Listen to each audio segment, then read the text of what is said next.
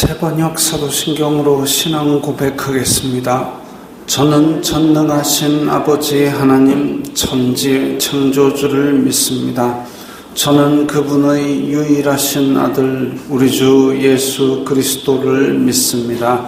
그분은 성령으로 잉태되어 동정녀 마리아에게서 나시고 본디오 빌라도에게 고난을 받아 십자가에 못 박혀 죽으시고 장사된 지 사흘 만에 죽은 자 가운데서 다시 살아나셨으며 하늘에 오르시어 전능하신 아버지 하나님 우편에 앉아 계시다가 거기로부터 살아있는 자와 죽은 자를 심판하러 오십니다.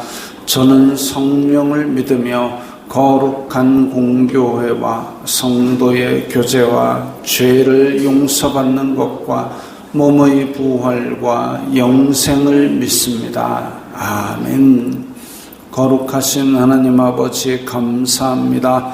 간밤에도 편히 쉬게 해주시고 새벽에 기도하는 자리에 불러주시니 감사합니다. 이 시간 저희들 마음 중심으로 주님을 경외하게 하여 주시옵소서. 예수님 이름으로 기도드리옵나이다. 아멘. 찬송가 135장입니다.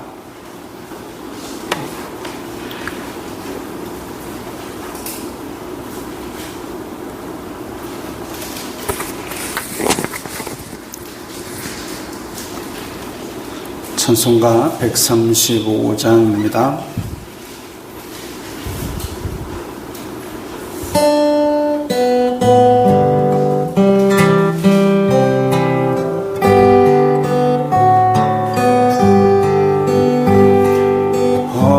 어저께나 오늘이나 어느 때든지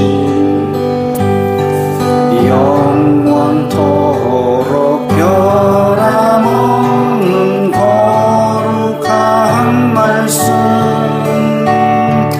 믿고 순종하는 이의 생명 되시며 한량없이 아름답고 기쁜 말일세. 어저께나 오늘이나 영원 무궁히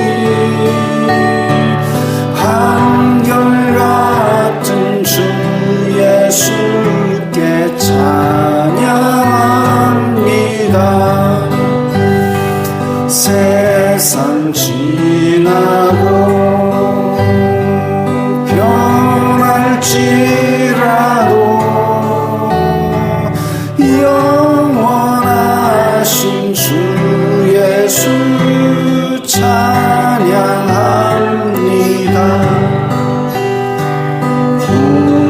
풍랑이는 바다 위로 걸어오시고 갈릴리의 험한 풍파 잠잠케 하고 겟세마네 동산에서 우리 위하여 눈물 짓고 기도하신 고난의 주님.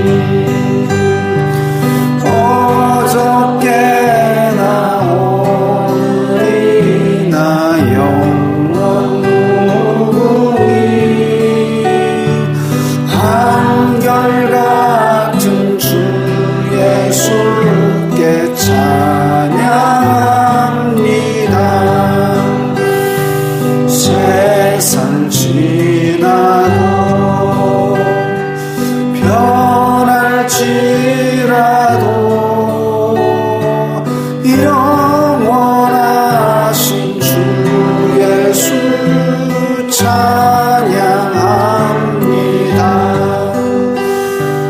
어물 많은 베드로를 용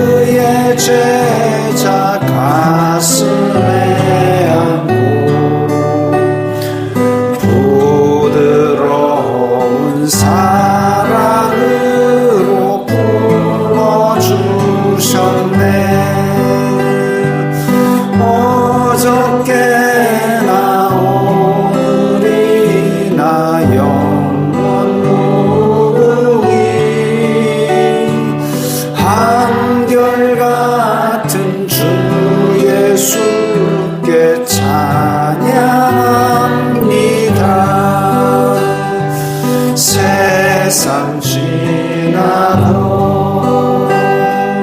변할지라도 영원하신 주 예수 찬양합니다. 엠마오로 행하시던 주님 오늘도 한결같이 우리 곁에 함께 계시고 우리들을 영접하러 다시 오실 때 변함없는 영광의 주 친히 되오리. 어저께나 오늘이나 영원 무궁히 한결같은 주 예수께 찬양합니다. 세상 지나고 변할지라도 영원하신 주 예수 찬양합니다.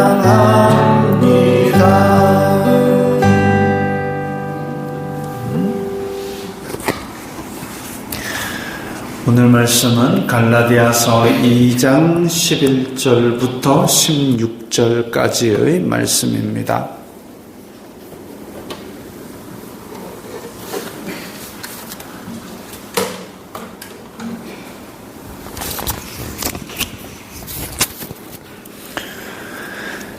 갈라디아서 2장 11절부터 16절까지의 말씀 함께 읽겠습니다.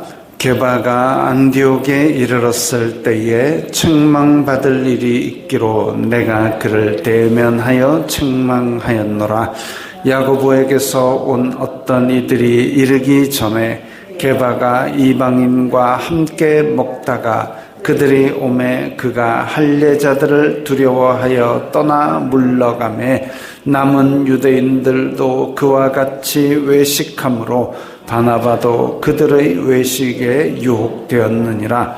그러므로 나는 그들이 복음의 진리를 따라 바르게 행하지 아니함을 보고 모든 자 앞에서 게바에게 이르되 내가 유대인으로서 이방인을 따르고 유대인답게 살지 아니하면서 어찌하여 억지로 이방인을 유대인답게 살게 하려느냐 하였노라. 우리는 본래 유대인이요 이방 죄인이 아니로되 사람이 의롭게 되는 것은 율법의 행위로 말미암음이 아니요 오직 예수 그리스도를 믿음으로 말미암는 줄 알므로 우리도 그리스도 예수님을 믿나니 이는 우리가 율법의 행위로서가 아니고 그리스도를 믿음으로써 의롭다함을 얻으려 함이라. 율법의 행위로서는 의롭다함을 얻을 육체가 없느니라. 아멘. 베드로와 바울은 예루살렘에서도 만났지만 또 안디옥에서도 만났습니다. 아마도 예루살렘에 박해가 있을 때에 베드로가 안디옥까지 피신을 했던 모양입니다. 그렇게 안디옥을 방문을 했는데 책망받을 일이 있기로 대면하여 책망하였다 그랬습니다. 즉 예루살렘에 가서 바울이 뭔가를 배워가지고 그거 가지고 이방에 막 전하고 다닌 게 아니라 동등한 사도로서 예수님의 부르심을 직접 입고 하나님 아버지로부터 임명받았기 때문에 바울이 베드로가 잘못한 것도 꾸중할 정도로 그렇게 동등하다, 이것을 보여주고 있습니다. 그러면서 베드로보다 내가 낫다 이게 아니라 복음은 그렇게 살아가는 방식이다까지를 이야기하고 있습니다. 어떤 일이냐 하면 야고보에게서 온 어떤 이들이 이르기 전에 지금 베드로는 안디옥에 미리 와 있고 여기에서 안디옥에 있는 이방인들과 함께 먹는 것까지는 괜찮았는데 야고보에게서 온 예루살렘에서 보낸 사람들이 안디옥으로 오니까 예루살렘 교회에 유대인들이 온다는 얘기를 듣고 이방인과 함께 먹던 베드로가 자리에서 일어나가지고 구별을 했다 이거죠. 원래 바울이 전한 복음은 복음 안에서 이방인이나 유대인이나 남자나 여자나 종이나 자유인이나 다 하나인이라 이랬는데 그걸 그대로 지켜 살았는데 근데 베드로는 자기가 로마 백부장 고넬료의 집에 가서 복음을 전할 때 그 환상도 보았는데 그렇게 베드로가 체험까지 하고 그것을 예루살렘 교회에다가 이렇게 이방인에게도 성령 주시는 것을 우리가 알았으니 어찌 복음을 금하고 세례를 금하리요 이렇게까지 얘기를 했던 베드로가 이방인과 함께 있던 밥상에서 일어났다 이거죠. 그걸 보니까 이게 지금 베드로와 바울은 똑같이 성격은 급한데 둘 다 성격이 급한 만큼 말이 콸콸콸 나오지는 않는 버벅버벅거리는 사람들입니다. 근데 바울은 그 믿음으로 말미암아 그리고 이제까지 살았던 바리새인으로서의 많은 율법적 지식으로 말미암아 논리적으로 팍팍팍팍 되는 것은 있는데 베드로는 예수님의 제자일 때부터 소심하고 좀 이렇습니다. 근데 지금 이 소심한 베드로가 그 이방인과 함께 먹다가 예루살렘에서 유대인들 오면 이방인과 같이 먹는 건 뭐라 하겠지 하고 일어나는 것을 지금 이 베드로가 한 거죠. 그랬더니 바울이 그 꼴을 보고 아니 복음 안에서 이방인과 유대인이 하나인데 그 복음 안에서의 자유함을 여기서 이렇게 베드로가 사도가 예루살렘 교회의 지도자였던 이 중차대한 직책을 가진 지도자가 이걸 일어나가지고 되겠느냐 이거죠. 그래서 뒷담화를 해버립니다. 그리고 왜 그게 뒷담화를 할 일이냐면 13절에 보니까 남은 유대인들도 그와 같이 외식함으로 그러니까 베드로와 함께 있던 유대인들도 예루살렘에서 유대인 온다니까 이방인하고 먹던 밥상을 놔두고 일어난 겁니다. 그러니까 이게 지도자가 중요한 이유가 지도자가 영향이 큰 이유가 이게 지금 이방인과 유대인이 함께 식사를 하면 안 될 이유가 없는 복음을 가진 사람들이 베드로 때문에 다른 유대인들도 그 영향을 받아가지고 그렇게 외식에 유혹되었느니라. 거칠어하는 거기에 이 복음의 진리를 거스르는 겉으로만 꾸미는 이 외식에 유혹되어가지고 다 일어나 버린 겁니다. 그러면 교회 안에서 갑자기 예루살렘에서 오는 사람들이 야 이방인하고 유대인하고 같이 먹는다 뭐라 하고 이렇게 한 게 아닌데도 불구하고 이 사람들은 베드로가 일어나니까 이 유대인들도 같이 일어나 버리면 이 안디옥 교회 이방인과 유대인이 함께 지금 복음으로 자유로운 교회 안에서 갑자기 이방인과 유대인 사이에 벽이 생겨버린 겁니다. 이게 뭐하는 짓이냐 이거죠. 그래서 바울이 대면하여 책망하였다 그랬습니다. 아주 부끄러운 일이지요. 그러므로 나는 그들이 복음의 진리를 따라 바르게 행하지 아니함을 보고 적어도 복음을 전하는 사도들이라면 교회의 지도자라면 최소한 자기가 전하는 일에 대한 확신을 갖고 그렇게 살려고 애는 써야지. 이게 지금 예루살렘에서 온 사람들이 뭐라 그러지도 않았는데, 그게 타당하지도 않은데, 근데 온다는 얘기를 듣고 일어났다 이거죠. 이건 문제가 있다. 내가 유대인으로서 이방인을 따르고 유대인답게 살지 아니하면서, 그러니까 유대인이지만 자유로운 복음을 듣고 그렇게 유대인의 어떤 구습에 매여 있지 아니하면서 어찌하여 이방인을 유대인답게 살게 하느냐? 어찌하여 이방인에게 하나님을 전하고 예수 그리스도의 복음을 전하게 하려 하느냐? 그건 자기가 전하는 도를 자기가 안 지키면서, 네가 아직도 율법에 매여 있고 네가 아직도 복음의 자유함이 없으면서 어찌 지금 자유의 복음을 이방인들에게 전하느냐. 이거는 외식적이고 잘못된 행동이다 이거지요. 우리는 본래 유대인이요 이방 죄인이 아니로되, 즉 이 이방 죄인이라는 것은 이방인이라고 다 죄인이 아니라 복음에 들어온 사람, 그 이제 본래 유대인, 하나님을 섬기는 사람, 이방 죄인은 우상을 숭배하고 그때 당시에 헬라 문화권에 있던 그 문란하던 사람들, 이 문란하던 사람들이 아니고 원래 하나님과 율법을 가진 사람들이로되, 그러나 사람이 의롭게 되는 것은 율법의 행위로 말미암음이 아니다 이거죠. 그러니까 유대인이라 해서 의로운 것이 아니다 이겁니다. 유대인이라서 의로운 거 아니고, 율법을 지키고 그래서 의로운 거 아니고, 이방인들하고 유대인들하고 출발점이 다르다, 우리는 율법을 가졌다 해서 의로운 게 아니다 이겁니다.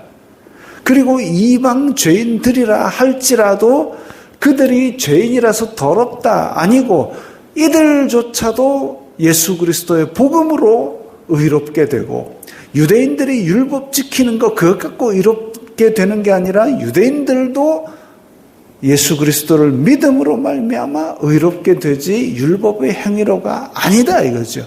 그런 진짜 자유의 복음을 가졌다면 어찌 예루살렘에서 누가 온다는 얘기만 듣고도 이방인들하고 그렇게 밥 먹다가 갑자기 일어설 수 있네. 이거는 말이 안 된다. 누가 보면 이방인하고 분리했다가 누가 안 보면 이방인하고 같이 밥 먹고, 이게 겉으로 꾸미는 거다 이거죠. 오늘날 교회 안에 있는 사람들도 마찬가지입니다. 예수님을 믿는다고 해가지고 다른 사람이 볼 때는 잘 믿는 것 같이 그렇게 경건한 척 막 다 하고 있다가, 근데 아무도 안 볼 때 과연 내가 크리스찬인가 이거죠. 밖으로 드러나지 않는다 해서, 아니면 내 마음속으로 뭔가 죄를 짓고 죄의 집을 자꾸 만들어가고 있을 때, 그건 바로 여기에 있는 것처럼 외식에 유혹되고 겉으로 꾸미는 그런 복음적이지 않은 행동이다 이겁니다. 16절에 사람이 의롭게 되는 것은 율법의 행위로 말미암음이 아니요 예수 그리스도를 믿음으로 말미암는다. 율법의 행위로서는 의롭다함을 얻을 육체가 없고 믿음으로 의롭다함을 얻는다. 로마서에도 나온 대로 의인은 없나니 하나도 없고, 그래서 오직 그리스도 예수님의 은혜만이 필요하다라는 것이 죄의 비참함입니다. 그래서 이 율법의 행위로 말미암음이 아니다라는 것을 강조하고 그렇게 살았던 분이 바로 예수님이죠. 죄인과 세리와 함께 먹는도다라고 해서 욕을 먹고 손가락질을 받았지만 예수님은 그것을 전혀 부끄러워하지 않고 우리를 형제라고 부르셨습니다. 그것을 따르고 전한다는 사람이, 베드로는 외식하다가 바울에게 책망을 받았고, 바울은 그렇게 끝까지 살려고 애를 썼습니다. 쉬웠겠습니까? 안 그렇습니다. 세상을 거스르는 그리스도인은 힘듭니다. 어렵습니다. 다른 사람의 방해도 받습니다. 그럼에도 불구하고 이게 옳다면 그렇게 살아야 되죠. 나는 괜찮다. 도는 말 중에 내로남불이죠. 내가 하면 로맨스, 남이 하면 불륜. 잣대를 이중으로 나는 괜찮고 남은 안 되고 이렇게 해서는 안 된다. 그죠? 남을 손가락질 하면서 자기는 그걸 다 어기고 산다. 이거는 외식하는 자이고 거짓된 그런 행동입니다. 예수님 믿는 사람은 삶의 모습과 그리고 우리가 아는 복음과 모순되지 않게 행동을 하나하나 복음으로 바꾸어 나가는 그런 과정에 있는 삶이죠. 말씀을 따라 진실한 삶을 앞뒤가 똑같고 겉과 속이 똑같은 그런 삶을 살아야 하겠습니다. 주기도문하겠습니다. 하늘에 계신 우리 아버지, 아버지의 이름을 거룩하게 하시며 아버지의 나라가 오게 하시며 아버지의 뜻이 하늘에서와 같이 땅에서도 이루어지게 하소서. 오늘 우리에게 일용할 양식을 주시고 우리가 우리에게 잘못한 사람을 용서하여 준 것 같이 우리의 죄를 용서하여 주시고 우리를 시험에 빠지지 않게 하시고 악에서 구하소서. 나라와 권능과 영광이 영원히 아버지의 것입니다. 아멘.